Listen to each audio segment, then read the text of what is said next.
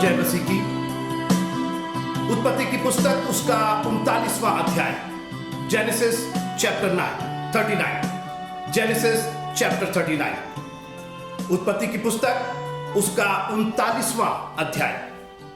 अभी तक हमने यूसुफ के बारे में देखा कि किस तरीके से यूसुफ के भाइयों ने उसको इश्माइलियों के दल को बेचा और इश्माइली उसको फलस्तीन से लेकर के नीचे मिस्र देश में लेकर के आते हैं, एक गुलाम की हैसियत से, एक दास की हैसियत से, और यहां पर वो फिर बेचा जाता है, उस पर फिर बोली लगती है। और जल्लादों के प्रधान पोतीफर ने, जो एक मिस्री था, जल्लादों का प्रधान था, उसने इश्माइलियों के हाथ से यूसुफ को फिर खरीद लिया, यानी वो 2 बार बिका। अब गुलामी की दशा में है वो। मगर इस परदेश में भी हमने जो बात की थी कि परदेश में व्यवहार कैसे करें, बहुत लोग को अपने साथ वो नहीं लेकर के आ पाया, यानी किसी को नहीं लेकर के आ पाया, ना उसकी मम्मी, ना उसके पापा, ना भाई, ना बहन, मगर यहोवा उसके संग था। और मैं आपसे निवेदन करना चाहता हूं कि दुनिया में कोई आपका साथ दे या ना दे, देखो जगत के अंत लो मैं तुम्हारे साथ हूं, यीशु मसीह ने कहा। और इसलिए बजाय किसी इंसान पर भरोसा करने के, बजाय कुड़कुड़ाने बड़बड़ाने के, इसने साथ नहीं दिया, उसने साथ नहीं दिया, बजाय कोई प्रॉब्लम क्रिएट करने के और झूठ मूठ की एनिमिटी क्रिएट करने के, शांत हो जाइए, यहोवा पर भरोसा रखिए। हे मेरे मन, यहोवा पर भरोसा रख, उसको धन्य कह जो कुछ मुझ में है। Trust in the Lord with all your heart, वही आपका साथ देगा मित्रों। गुलामी में, परदेश में, जहां कोई आपका साथ नहीं दे सकता, परमेश्वर साथ देगा। और जब परमेश्वर साथ देता है ना मित्रों, तो सिर्फ एक ही चीज आती, जानते क्या? आशीषें। और ऐसी आशीषें आई यूसुफ के साथ कि यूसुफ दास से स्वामी बन गया, और इतना अधिकार उसको मिल गया कि लिखा हुआ है कि सो उसने अपना सब कुछ यूसुफ के हाथ में यहां तक छोड़ दिया। उत्पत्ति की पुस्तक उसका 39वां अध्याय और उसकी 6वीं आयत, Genesis chapter 39 and verse number 6। सो उसने अपना सब कुछ यूसुफ के हाथ में यहां तक छोड़ दिया कि अपने खाने की रोटी को छोड़ वो अपनी संपत्ति का हाल कुछ ना जानता था। और ऐसा नहीं है कि उसके पास संपत्ति नहीं थी, वो जल्लादों का सरदार था मित्रों, वो एक ओहदे पर था, उसके पास संपत्ति थी, धन दौलत था, प्रॉपर्टीज थी। कितने जल्लाद उसके अंडर में होंगे जिनको वो पगार देता होगा। पूरा उसका एक कामकाज था जिसको यूसुफ संभालता था। मगर आज मैं कहानी के दूसरे पहलू पर बात करना चाहता हूं, और वो पहलू है यूसुफ और पोतीफर की स्त्री। मैं इस घटना को आपको एक दूसरे तरीके से दिखाना चाहता हूं। अभी तक हमने सुना होगा कि यूसुफ ने किस तरीके से अपने आप को बचाया और किस तरीके से उसने पोतीफर की स्त्री का निमंत्रण स्वीकार नहीं किया, बिल्कुल ठीक। लेकिन आज एक थोड़ा सा दूसरा पहलू मैं आपके सामने रखना चाहता हूं। आज मैं यूसुफ की बात कर रहा हूं। अभी तक तो मैं यूसुफ की ही बात करना चाहता हूं। इफिसियों के 4 अध्याय 16वीं आयत में लिखा हुआ है कि निर्बुद्धियों की नाई नहीं, बुद्धिमानों के समान चलो। मित्रों, कई बार जब हमारे पास अधिकार आ जाता है, हमारे पास कुछ टैलेंट आ जाते हैं, यहोवा हमारे साथ रहता है, आशीषें हमारे हर काम में आशीषें दिखाई देती हैं, तो उसके साथ एक गड़बड़ हो जाती है, एक ईगो आ जाता है, एक घमंड आ जाता है, थोड़ा सा गर्व आ जाता है। और हमेशा ये किसी को नीचा दिखाने के लिए नहीं, लेकिन अपने को ऊंचा दिखाने के लिए, अपने को सबसे अलग करने की कोशिश में ये गुनाह हमसे जुट जाता है। और कुछ ऐसा लगता है कि यूसुफ के साथ, चूंकि वो गुलामी में आया था, अभी तक तो कोई न इज्जत न पानी, गुलाम के समान थे, काम ही कर रहे थे। प्रभु ने आशीषें दी, ये दास से स्वामी बन रहे थे, सब कुछ जिनके हाथ में था, अच्छी बात है, प्रभु को धन्यवाद दीजिए। मगर उसके साथ नम्रता और दीनता नहीं होनी चाहिए। लिखा है कृपा और सच्चाई तुझसे अलग ना होने पाए।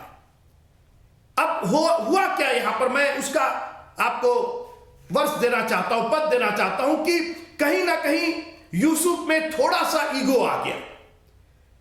और आइए हम पढ़ते हैं उसका 8वां पद, उत्पत्ति 39 और 8वां पद, Genesis chapter 9 and verse number 8।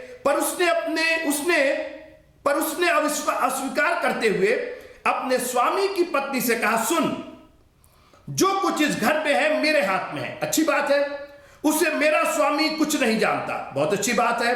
और उसने अपना सब कुछ मेरे हाथ में सौंप दिया। यहां तक तो ठीक है, उसने अपना दायरा बताया, अपना काम बताया, अपनी जिम्मेदारी बताई, अच्छी बात थी। मगर 9वें पद की एक लाइन मैं आपके सामने पढ़ना चाहता हूं, इस घर में मुझसे बड़ा कोई नहीं।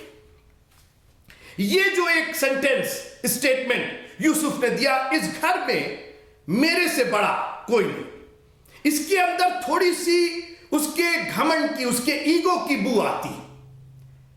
अरे तुम्हारा मालिक जो पतिफर है वो अभी भी मालिक ही है, ठीक है, तुमको मालिक भी उसी ने बनाया है। और बाइबल कहती है कि दास स्वामी से बड़ा नहीं होता। और कई बार जब परमेश्वर हमें आशीषें देता है, हमें टैलेंट्स देता है, गाना बजाना, बोलना, लोगों को प्रभावित कर, तो हमारे अंदर एक ईगो आ जाता है, एक घमंड आ जाता है। इससे बचने की कोशिश करना चाहिए।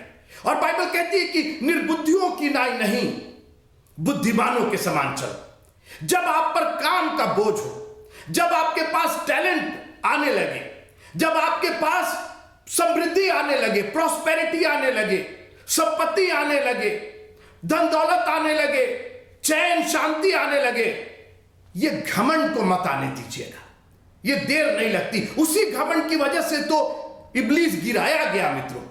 वो अपने स्वामी से बड़ा होना चाहता था, वो परमेश्वर के तुल्य, परमेश्वर से बड़ा होना चाहता था। और वही चीज उसने हवा और आदम में स्थापित कर दी, खाओगे तो परमेश्वर के तुल्य हो जाओगे। एक दास अपने स्वामी से बड़ा नहीं हो सकता है, एक पात्र कुम्हार के से बड़ा नहीं हो सकता, कुम्हार नहीं हो सकता है। कई बार हम परमेश्वर से बड़े होने की कोशिश करते हैं, हमारा ये नियम है, हम ये कहते हैं, और हमारा ये अच्छी बात है। परमेश्वर ने अगर हमें आशीष दी है तो ये नम्रता और दीनता के साथ इन आशीषों का निर्वाह किया जाए तो ये आशीषें हमारे साथ रहेंगी। और कई बार क्या होता है मित्रों, इस घमंड में, ठीक है, पौलुस भी कहता है कि कोई घमंड करे तो मसीह में घमंड करे। यहां पर ये अपने ऊपर घमंड करने लगा, मुझसे बड़ा कोई नहीं। अच्छा, तो पतिफर कौन है? जिसने तुमको सारा अधिकार दिया है, ठीक है, उसने तुम पर ट्रस्ट किया है, तुमको भंडारी बनाया है, तुमको देखरेख करने वाला बनाया है। और खास करके मसीह के सेवकों में मित्रों, आप यकीन कीजिए, मैं रोज दुआ करता हूं अपने लिए, मैं मारता हूं, कूटता हूं अपने आप को, प्रभु ये घमंड मुझ में ना आने पाए, ये गर्व ना आने पाए, ये ईगो ना आने पाए। मैं घमंड करूंगा तो सिर्फ तुझ में करूंगा, तेरे वचन में करूंगा। मेरी अपनी क्या औकात, मेरी अपनी क्या बिसात, मैं मिट्टी से बना हूं, एक दिन मिट्टी में मिल जाऊंगा। हमारा अपना कोई ताकत नहीं हमारे में, जो कुछ है वो प्रभु है। हां, मैं सब कुछ कर सकता हूं, लेकिन किसमें? प्रभु में, जो मुझे ताकत देता है। अपने आप से तो मैं कुछ भी नहीं, मैं मिट्टी हूं। और मैं अपने आप को मारता कूटता, अपने आप को नम्र और दीन रखता हूं, दुआ करता हूं हर तरीके से। लेकिन इंसान है, कहीं ना कहीं ये गुनाह, ये पाप हो ही जाता है। और जब आप ये घमंड का, ये गुनाह, ये गर्व का, ये ईगो का जब प्रभाव आपके ऊपर हो जाता है तो आपसे गलतियां हो जाती, आपसे अपराध हो जाते। पाप नहीं, हर जगह पाप मत लेकर के आइए। कुछ चीजें अपराध की श्रेणी में है और कुछ चीजें पाप की श्रेणी में। पाप वो है जो खुदा के खिलाफ किया जाता है, जो परमेश्वर के हुक्मों की नाफरमानदारी है। जब हम उसके हुक्मों को तोड़ते हैं वो पाप है। मगर बहुत से कानून हैं जो अपराध की, जिनको हम तोड़ते हैं तो अपराध की श्रेणी में वो आते हैं। कई अपराध पाप भी होते हैं जो 10 हुक्म में लिखे हुए हैं। वो सिर्फ अपराधी है, वो पाप भी है, क्योंकि वो परमेश्वर के हुक्म को तोड़ना है। लेकिन यहां पर ये जो इसको थोड़ा सा घमंड आया कि मुझसे बड़ा कोई नहीं है, इस घमंड ने इसको थोड़ा सा निर्बुद्धि बना दिया। और क्या निर्बुद्धिता थी? सावधानी हट गई। और जैसा एक जो वाक्य है हम लोग का, सावधानी हटी दुर्घटना घटी। और मैं आपको फिर एक नए तरीके से इस कहानी को समझाना चाहता हूं कि यूसुफ की, पोतीफर की वाइफ को छोड़ दीजिए, वो तो जो थी वो थी ही, उसकी चर्चा क्यों करना, वो तो संसार है। पोतीफर की स्त्री जो है वो संसार का स्वरूप है। हम उसको ठीक करने नहीं जा रहे, हमको अपने को बचाना है ना। हम इस संसार में है ना, जाना तो हमको यहां से है। हमको अपने आप को सुरक्षित रखना है। हमको निर्बुद्धियों की नहीं बुद्धिमानों के समान चलना। हम दुनिया को उपदेश नहीं देंगे कि भैया तुम लोग ठीक से चलो, नहीं तो हम गड़बड़ा जाएंगे। नहीं, दुनिया तो जैसी है वो पाप में है, वो रहेगी। आपके आसपास की परिस्थितियां, आपके आसपास के लोग पोतीफर की पत्नी के समान आप पर डोरे डालते रहेंगे, आपको ललचाते रहेंगे, आपको पाप में गिराने की कोशिश करते रहेंगे। सावधान तो आपको रहना है। सड़क पर जब आप गाड़ी चलाते हैं तो गड्ढे को आपने बताया, गड्ढा हट, हमारी इतनी महंगी गाड़ी है, तेरी हिम्मत कैसे हुई सड़क पर रहने की, हट वहां से। गड्ढे से आप बचिए, गड्ढा भी रहेगा, कीचड़ भी रहेगा, सब कुछ वहां पर सड़क पर है मित्रों।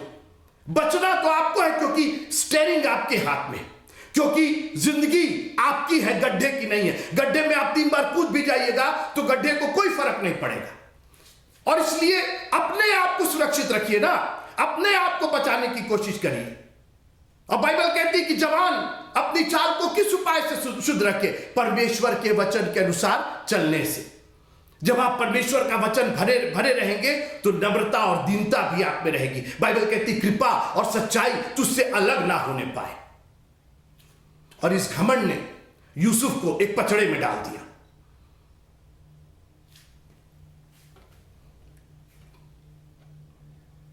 सब कुछ मेरे हाथ में है, मैं अकेले सब कुछ कर सकता हूं, मुझसे बड़ा कोई नहीं है। और इसी बात ने उसको एक दिन एक गलती करने पर मजबूर कर दिया। और वो गलती क्या थी? उत्पत्ति की पुस्तक उसका 39वां अध्याय और उसका 11वां पद। थोड़ी देर मेरे साथ रहिए। एक दिन क्या हुआ, यानी रोज रोज ये नहीं हुआ, ये एक दिन हुआ।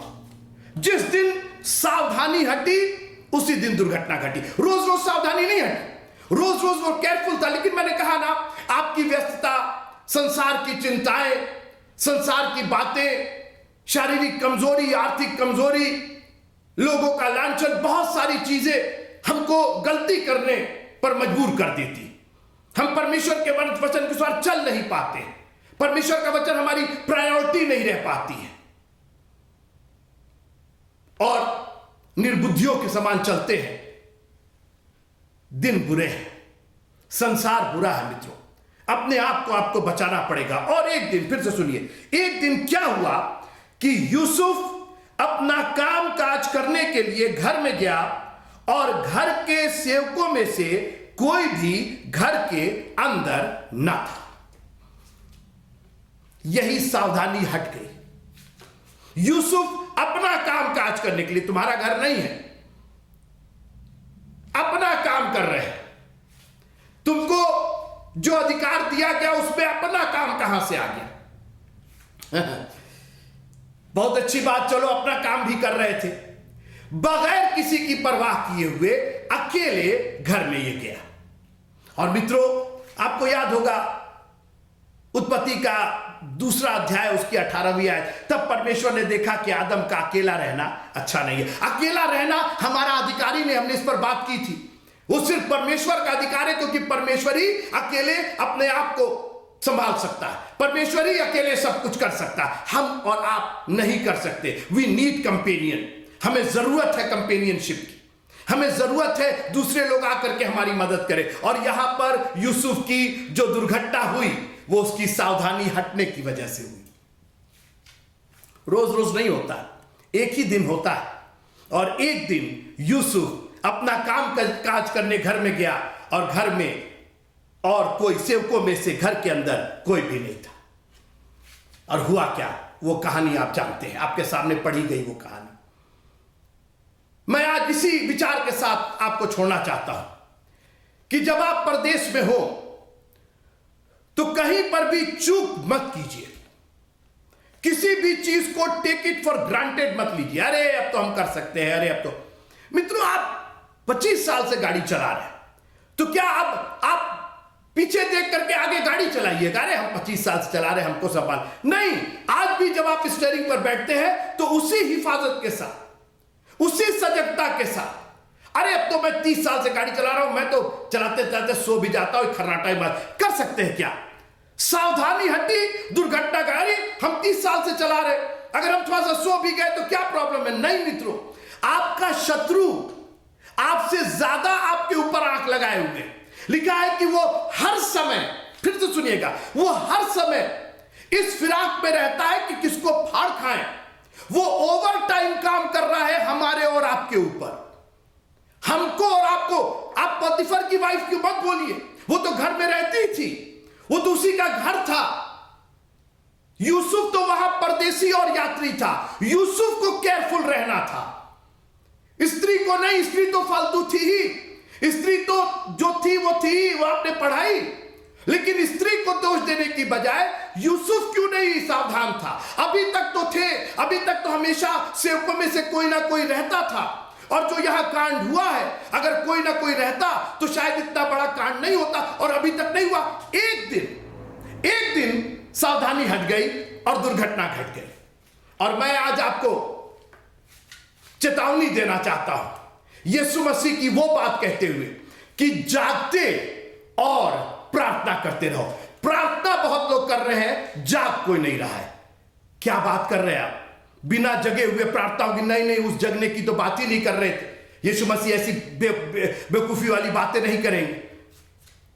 जागते और प्रार्थना करते रहो, तुम नहीं जानते वो घड़ी कब आ जाएगी। शैतान 24 घंटे हमारे खिलाफ है, 24 घंटे वो हमको बढ़ रहा है। तो बजाय दोषारोपण करने के, एक ही दिन हवा से उसने बात की, उस धूर्त सांप ने एक ही दिन बात की और उसी दिन दुर्घटना घट गई।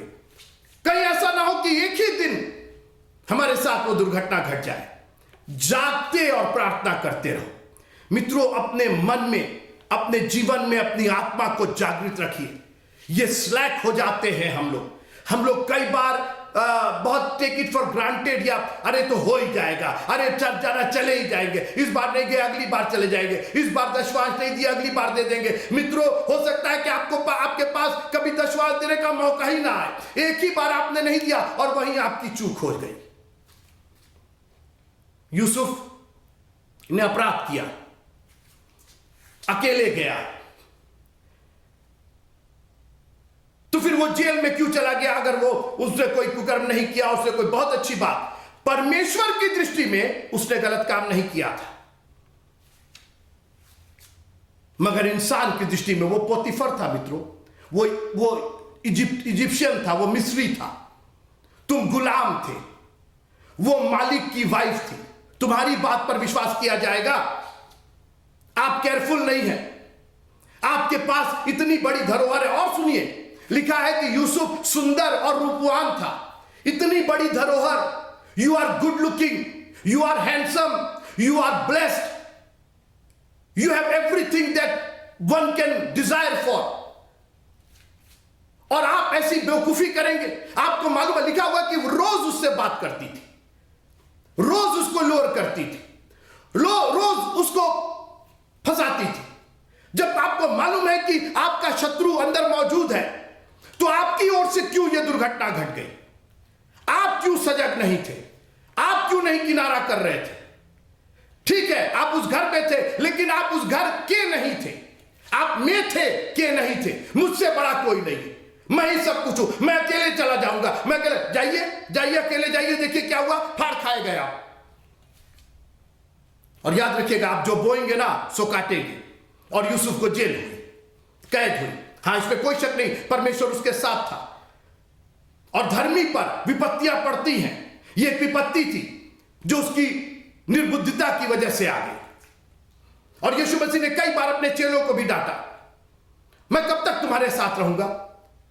हे अल्पविश्वासियों, मैं कब तक तुम्हारे साथ रहूंगा? यीशु मसीह अपने चेलों को डांटते थे, अपने पब्लिक को नहीं, संसार को नहीं। वो शास्त्री और फरीसियों से तो अलग बात करते थे, मगर अपने चेलों से भी बात करते थे, उनको भी समझाते सिखाते रहते थे।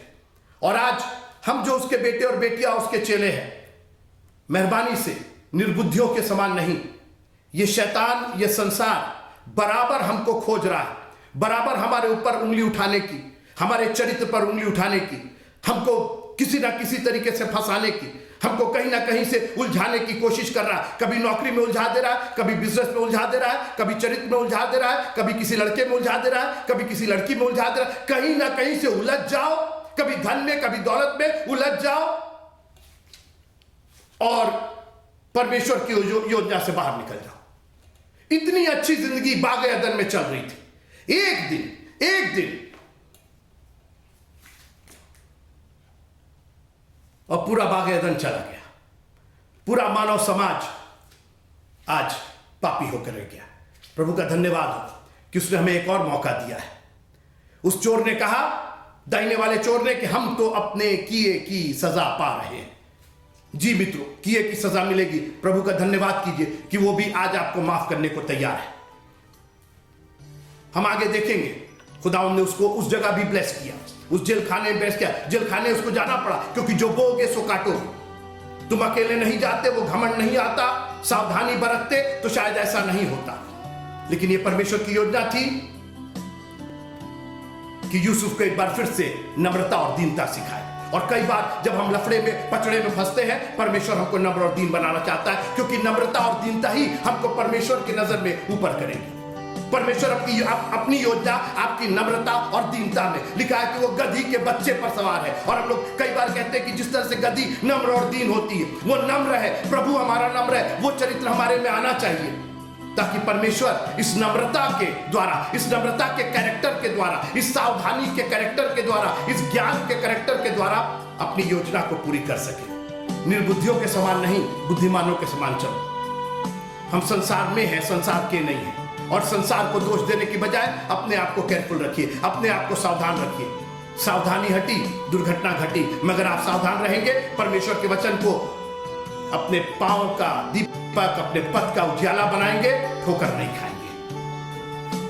और एक दिन परमेश्वर अपनी योजना हमारे जीवनों के द्वारा पूरा करेगा। निर्बुद्धियों के समान नहीं, बुद्धिमानों के समान। घमंड नहीं, नम्रता और दीनता के समान। हर जगह सावधानी के साथ कैसे करना, कहां जाना है, कौन हमारे पीछे है, कौन संगति हमारी ठीक नहीं है, सब जगह निगाह रखिए। क्योंकि आपको अपने आप को, अपने वस्त्र को आपको गंदा नहीं होने देना है। इस पर कोई दाग और कोई धब्बा नहीं आना चाहिए। आपकी धार्मिकता बनी रहे। धर्मी पर विपत्ति आएगी, परमेश्वर उससे बचाएगा, लेकिन धर्मी बने रहिए प्रभु की नजर में। प्रभु आप सबको बहुत बहुत आशीष दे।